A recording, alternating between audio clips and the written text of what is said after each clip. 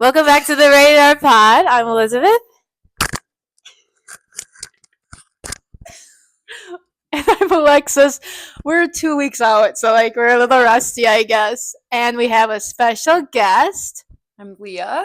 How exciting. Yep. So today we'll be talking about waiting on the Lord, which is super important topic because with everything that God has for us and stuff, it's like in our flesh, we are so easily ready to jump into the things that he has for us, yet we also have to wait on his timing and stuff like that because we know that his timing is perfect. And we look at things with our flesh eyes thinking oh, well, God gave me this promise, so let me jump into that.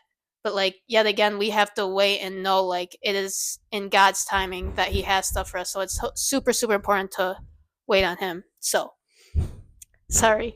Oh. Sorry if you hear anything. There's kids probably just praising the Lord upstairs in the church, so that's fine. But we're going to go into our word of oh my gosh, I'm so rusty. We're going to our praise reports. Not word of encouragement yet. But so our praise report, I'll start because I always start. So our praise report is I have one more week at Leroy Meets. Thank goodness. Love everyone there mostly, but can't wait to be done and go and start teaching with Leah, Miranda, and Rary and everyone. So I'm super excited to see what God has for me at school all day with kids. So yeah. Trying time. A trying time. Waiting on the Lord. I feel like I have a lot of praise reports, but the one that was most exciting was I got to see Forrest Frank in concert. I'm so sad Allie didn't get to go with me, but it was he's so good. So it was a good time. Okay. Well, I guess so. My praise report is that I've been praying to see God move in my family, not just my immediate family, but extended family, whatever. But even in my immediate family, I can see God moving and touching people's hearts and changing their lives. And it's encouraging to see your prayers coming to pass and actually God hears your prayers, but seeing all of that and kind of it's encouraging. Yes. And just thank God for moving on their hearts and lives. And yeah. Great. Okay, so we didn't do a podcast last week because me and Allie were just honestly I was at a loss for a topic. I couldn't think of anything that I actually wanted to talk about for 30 minutes, and then Allie was also doing her preaching thing, so we just took a week off.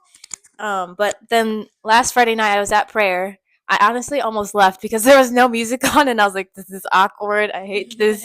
I was like, let me just stay, and then Mrs. N showed up, so it was fine. But then I just not really heard, I just thought in my mind, waiting on the Lord, and I was like, oh, that's a good topic, especially with Leah being in it. And then I ended up writing a bunch of stuff down in my notes, which I never do for podcasts. Usually I just say whatever comes to my mind, and yeah. But one of the things I wrote down was, I'm not going to actually do that one. There are times to wait, and there are times to move in the direction you feel the Lord is leading. And I feel like Stephen talked about that this tonight or this morning, I forgot. But I was going to say, sometimes we're waiting on God to move, and God doesn't move to inanimate objects, Well, he can, but most of the time he moves through people. So if we're waiting on God to move, he's probably waiting for us to do something so that he can move through us. But there are also times that we actually need to wait on the Lord. And I feel like those are the times when we hear a promise from God, but we don't see it right away. And it's important, especially during the waiting time, to prepare our hearts, which was what tonight was all about. So that was really good. Yeah. I missed the verse in my message tonight, and can I use your phone? I don't want to quote it wrong, but it was Isaiah 40 verse 31, I believe it is. Thank you. I didn't know where Bible app was. Bear with me. Isaiah 40 verse 31. Super well-known verse. Yeah, I'm changing that right now. I just noticed. I was like, what is that? No offense to those people who use it. The word is the word. But the Bible is the Bible. But it says, but they that wait upon the Lord shall renew their strength. They shall mount up with wings as eagles. They shall run and not be weary. They shall walk and not faint. So right in the beginning, it just literally tells us to wait upon the Lord, and in that waiting, will God will like give us that strength and that like endurance to know like He's gonna build us up, and like Dustin talked about in his message, is like to be prepared and like know like in that preparation, God's building us up for Him to do what He has set out for us to do, which is super, super important to like keep in mind. And like, even in the waiting, know like God's working, He's doing exactly what He wants. So we don't have to grow discouraged when we don't see things happen with our natural eyes that we know that God is going to do, because we have to have that faith in knowing like God can and He will. So that's super important. Can I read the Passion Translation really quick? Yeah. I love the Passion Translation. It says, "But those who entwines their hearts with Yahweh will experience divine strength. They will rise up on soaring wings and fly like eagles, run their races without growing weary, and walk through life without giving up." Love. Yeah. Live, laugh, love. Wait. Live, laugh, love, wait. Simple as that. Yeah. I mean, I also like what you said, Liz, is like, and what Steven brought up is like, yes, there's a time to wait, but there's also a time for us to move. Like God expects us to go forward in what we have, because if we are in the waiting season, we can't grow comfortable in the waiting season, which is super important, because I think sometimes we can grow so accustomed of just like, well, I'm waiting on God to move. I'm going to sit back and relax and wait for Him to go and do something. But like we know, like faith without works is dead, right? That says in, I believe in James somewhere. Like it takes us also to have action behind the waiting too, which is kind of weird to think about, because that like they don't like they it sounds like those two can't coexist, but like in the spiritual, I feel like they have to coexist too in some senses in our spiritual life. Like waiting and action is super important too. I preached years and years and years ago, like What? one time. I didn't know that. Yeah, crazy. Time to come back. But I remember talking about waiting for your promise, and I like everything we've heard today kind of, it just reminded me of that. And I talked about how sometimes it feels like you're on this ladder and you're waiting for your promise, but your promise is in box, like at the very top of a shelf, like a wall shelf that's super high, and God's like, I'm getting it, you got to hold on, trust me and wait on me. And I'm up the ladder. But then like as God's like, they trust me, they believe, they're doing what I asked them in the waiting, even though they don't have their promise right now. And then God goes up the ladder to get us the promise and get us thing, and then He comes back down with the promise, and we walked away and we didn't wait on Him, and we didn't trust and wait for the promise to be brought. We just gave up in the waiting. And I think about that all the time. Like I might not see what I wish I could see right now, or I wish I saw right now. I wish God did this in my timing. But the thing is that our timing is awful. So It really is. if God let us do and have what we wanted in our timing and how we thought it should, it would probably just be a wreck. So I think about that a lot. I'm just like, oh, it's not going the way I want it, but I have to hold on anyways. I have to wait, and I have to just trust that God has the bigger picture, and trust that He has the best plan for my life. So. I could be getting this totally wrong, but we were reading in Numbers, and it was like the time where the Moses generation was like dying off, and the Joshua generation was about to like take over. And then God was basically telling Moses, like, you had your chance basically, and now the promised land is going to be for everyone else, like after you die. Mhm. And then I feel like, didn't they like go in anyways, and like they tried to take the land, and God wasn't with them, and then a bunch of people died. Yep. And then I was thinking, like, they already had their chance, but they waited out of fear. And I was like, I don't ever want to wait out of fear. I want to wait because I'm waiting for the Lord's timing. You know what I mean? Yes. It brings me back to a song that me and you were obsessed with for a little bit, On Time God. Like, it's super important to know, like, even in the waiting, like, God is gonna be on time. And, like, I don't know. We look at things in such in, like, our perspective, but we have to look at it into God's perspective and, like, what He has. Because He sees so much more, and, like, He has so much more. And I kind of preached about that. Like, God has so much more than we could ever think or imagine, and that like we have to remember that even in the waiting, and like don't grow discouraged and allow that discouragement to defeat you, like when you don't see things the way you want to see them. And like because like again, the devil will use any little small ounce of that discouragement, and he'll take 300 million miles with it, because I've experienced that, and I can be one to attest to that. Like it's terrible. So don't allow that to happen, and like no, I'm waiting on God, I'm not quitting, I'm believing. And repeat that I'm not quitting, but I'm believing that Jesus is enough for my victory, and he's going to take us to where we need to be. And that's yeah, I'm like, I encourage everyone to say that, because it's so important to know, like in the waiting, in the pressing, in the crushing, and all that, like God is making something so beautiful. And be prepared. I love Dustin's message. Be prepared, because it's coming. What he has is coming. Like it might feel like forever. Like what? Like I said, David waited 20 years for that promise for him, and I don't think I could wait 20 years. Like I'm like just thinking about that story. There's no way I could have waited 20 years for such a promise like that. Like to know, like, oh, I'm gonna be a king over Israel. I'd be want to pounce on that quick. Like, I mean, yeah, let me do that. But like, no, that's not what God had. There's there's so much little things in between that God has to, in the waiting, God needs to prepare us to be able to take the position that he has for us, because again, it's so much more than we can comprehend. So like we have to endure certain things to be able to push forward in what God has for us, because if we did it in our timing, it would, like Leah said, where it would be terrible. We'd be absolutely terrible. Like there's times and seasons for reasons, because Revelation. Whoa, here we go. Here we go. Dr. Seuss.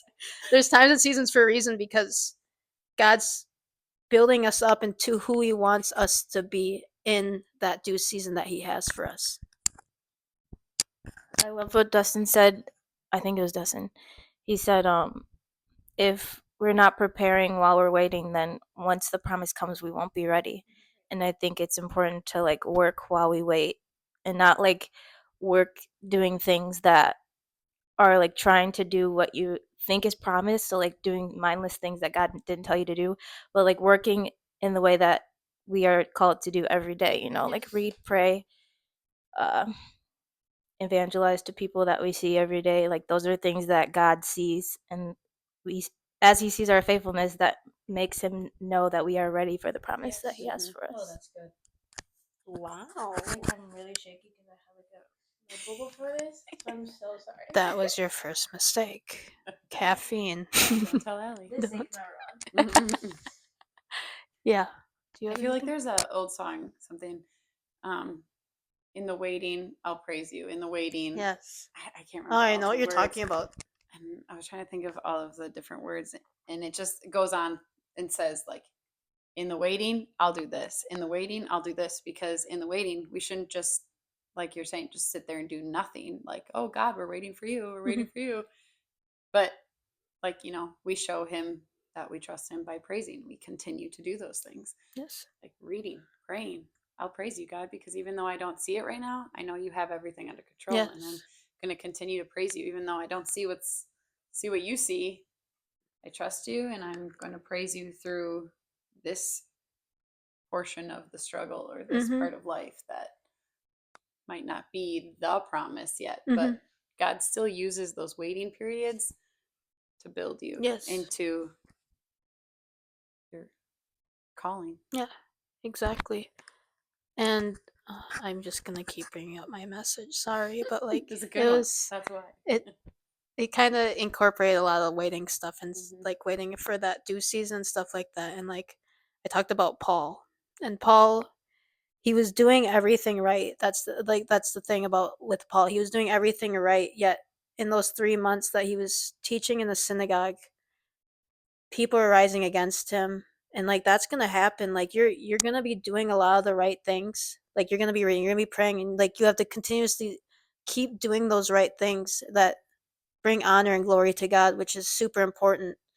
But like yet Paul, like, and the people ridiculed Paul. they didn't believe in the words that he was saying and stuff like that. And like, if I was in that position, I was preaching, like, say I preached just tonight, and I had everyone there just came against me. I'd be like, why am I doing this? Yet Paul did that for 3 months. He continued to try to keep pressing forward in that, but that's not where God had for him. So he transitioned him to where he needed to be, and we see that Paul taught in a, I can't remember. I think I said Tyrannus, but I don't think I said that name right. So I'm sorry if I butchered that name.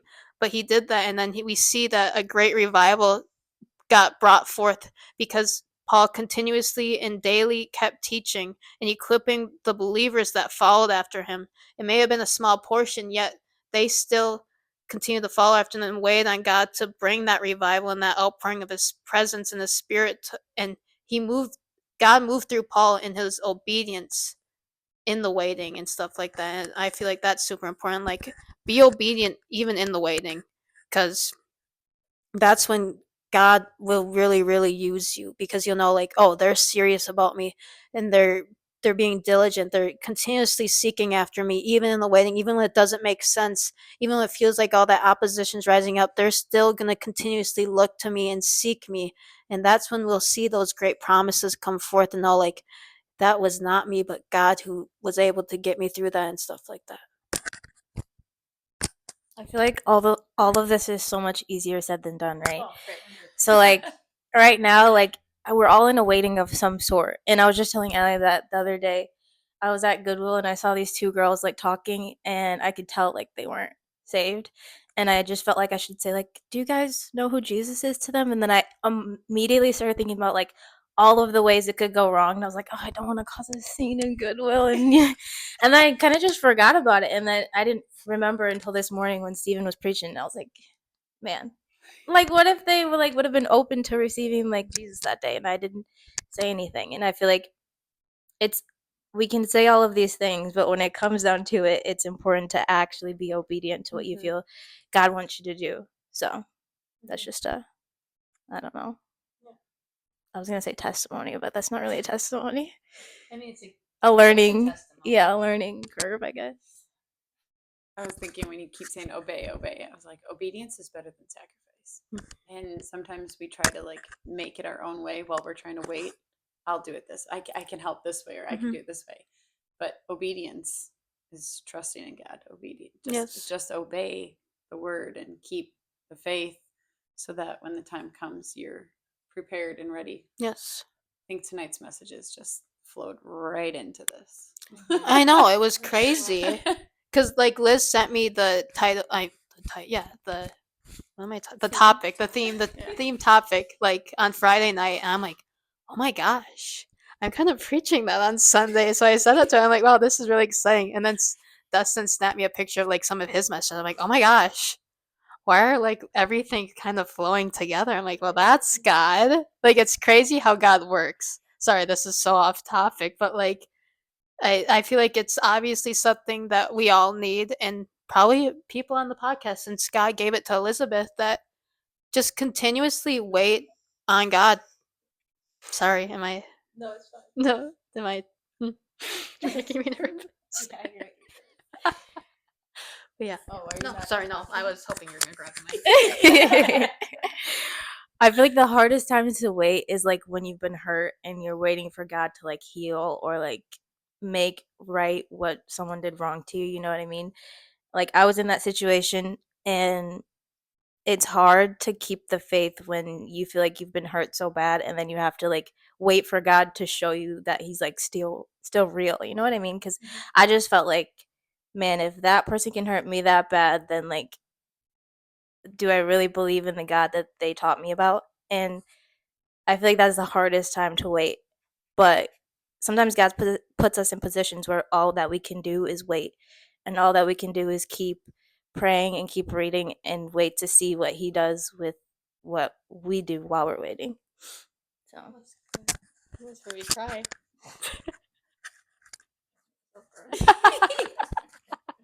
Stop it. I was really into that. Sorry. I know, that was good.